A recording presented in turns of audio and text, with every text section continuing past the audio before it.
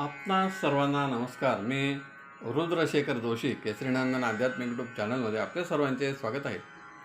आज आपण या व्हिडिओत जाणून घेऊया श्री अधिक मास महात्म्य ग्रंथाचा अध्याय 7 व 8 कथा स्वरूपात. अध्याय 7 मधील कथा याप्रमाणे आहे. एकदा लक्ष्मीदेवीने भगवान विष्णूंना विचारले, हे भगवंता, जसे दिवा लावण्यास पुण्य प्राप्त होते तसे दिवा विझवल्यास पाप तर प्राप्त होणारच ना? भगवंतांनी सांगितले, होय, जसे ज्याचे कर्म तसे त्याचे फळ तर त्यास प्राप्त होणारच, हा तर नियमच आहे. पुन्हा लक्ष्मीदेवीने विचारले, पण त्यास कोणते व कशा प्रकारचे दुःख प्राप्त होते किंवा पापाचे भोग भोगावे लागतात ते सांगावे. तेव्हा भगवान विष्णूंनी सांगितले, या दोन्ही प्रश्नांची उत्तरे एकाच कथेत आहेत. ती कथा मी तुला सांगतो. फार पूर्वी मधुबन नावाचे एक गाव होते. तिथे एक सामवेदी ब्राह्मण राहत होता. त्याचे नाव होते शांकल. तो वेद पारंगत होता. कथा पुराणे घरीच वाचन करीत असे. त्यास दोन पत्नी होत्या. एकीचे नाव सुशीला व दुसरीचे नाव होते विमला. सुशीला नावाप्रमाणेच सुशील, सुसंस्कृत व धार्मिक होती, पण विमला मात्र छलकपटी होती. असाच संसार सुरू होता. एकदा अधिक महिना सुरू झाला. तिने आपल्या पतीने कथन केलेले श्रवण केले व तिच्या मनात इच्छा निर्माण झाली, आपण या महिन्यात दीपपूजन व दीपदानाचे व्रत करावे. तिने आपल्या पतीस याबाबत सांगितले. त्याने होकार दिला. तिने व्रत सुरू केले.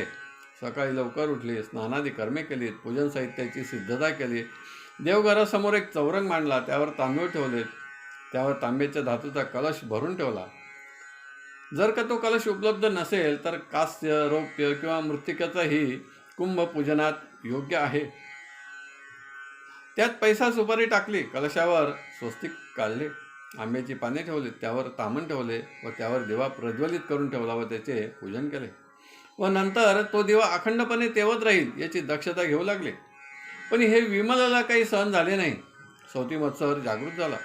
दुसऱ्या दिवशी तिने दिवा प्रज्वलित आहे की नाही, त्यात तेल आहे की नाही हे पाहिले व त्यानंतरच ती पहाटेस रेवा नदीवरती स्नान करण्यास निघून गेली. तिकडून परत येण्याच्या आत विमलने तिचा दिवा विझवला. सुशीला घरी आली. पाहिले तर दिवा विझलेला होता. उंदीर, मांजर यांनी हा दिवा विझवला असेल असे तिच्या लक्षात आले, पण सवतीबद्दल तिच्या मनात कोणतीही शंका आली नाही. पण असे अनेकदा झाले तरीही तिने प्रत्येक वेळी सर्व साहित्य नीट करून पुन्हा दिवा लावत असे व प्रार्थना करीत असे, हे दीपराजा, माझे भाग्य उजळू दे, दैन्य दारिद्र्य रूपी अंधार दूर होऊ दे, लक्ष्मी प्राप्त होऊ दे. अशा रीतीने व्रत देखील पूर्ण केले. यथाविधी उद्यापन केले व दीपदान ब्राह्मणास दिले. त्यामुळे तिला पुढे विष्णुलोक प्राप्त झाल्या. तिच्या पतीस यमलोक प्राप्त झाला. पण सुशीलाने प्रार्थना केली त्यामुळे त्यास देखील विष्णुलोक प्राप्त झाला. पण जिने दिवा विझवला त्या विमलच्या जीवनात अंधार झाला. तिची दृष्टी गेली. त्यानंतर पुढे तिचा मृत्यू झाला व तिला नरक प्राप्त झाला. हे लक्ष्मी, ह्याप्रमाणे केलेल्या कर्माचे फळे प्रत्येकास मिळाले.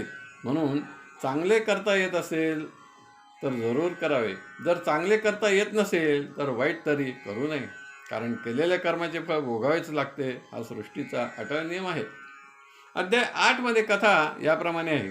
एकदा लक्ष्मी मातेने भगवान विष्णूंना प्रश्न विचारला, हे देवा, या जगी अशा काही व्यक्ती, भक्त, वृद्ध आहेत की ज्यांच्यात कोणतेही व्रत करण्याची, उपवास करण्याची शक्ती नाही. गरिबी इतकी आहे की दानधर्म करण्यास धनद्रव्य नाही. मग अशा व्यक्तींचा, भक्तांचा कसा उद्धार होणार? त्यांच्यासाठी काही उपाय असेल तर सांगावा. तेव्हा भगवान विष्णूंनी सांगितले, हे देवी, कलियुगी नामस्मरण श्रेष्ठ आहे. ते सर्वजण करू शकतात. त्यामुळे देखील अनेकांचा उद्धार झाला आहे. याबाबत एक कथा सांगतो. नर्मदा नदीच्या किनारी भूसर नावाचे एक नगर आहे. तिथे ब्राह्मण दाम्पत्य राहत होते. पती खूप धनलोभी होता. घरात 7 रांजण धनद्रव्याने भरले होते, पण तरी त्याचा लोभ काही कमी होत नव्हता व मिळालेले जे धन होते ते देखील खर्च करीत असे. पण त्याची पत्नी मात्र अल्पसंतुष्ट होती व मुखाने अखंडपणे कृष्ण, विष्णू, हरी, मुकुंद असे म्हणत असे. एक दिवस शेजारच्या गावातून त्या ब्राह्मणास दान दक्षिणा स्वीकारण्यासाठी व भोजनासाठी बोलवले. पण ब्राह्मण त्यावेळी चारा आणण्यास गेला होता.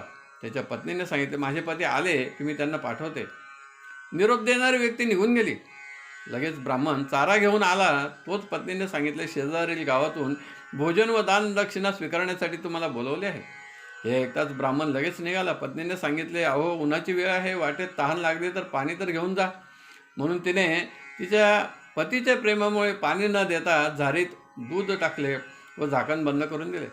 ब्राह्मण त्वरित निघाला. वाटेत तहान लागली. त्याने झारीतून पाणी प्यायला घेतले तर त्यास दुधाची चव लागली.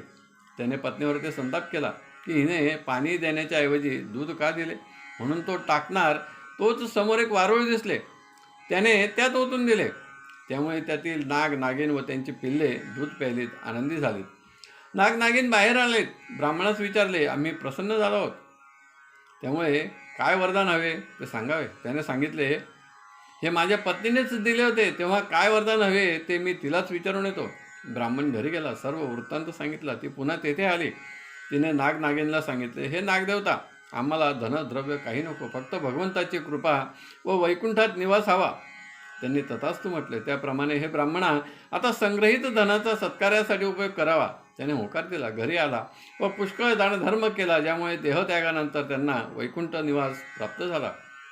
हे सर्व केवळ ते अखंडपणे नामस्मरण करीत होते. तिच्या पुण्याईने दोघांनाही प्राप्त झाले. म्हणून कलियुगात नामस्मरण श्रेष्ठ आहे.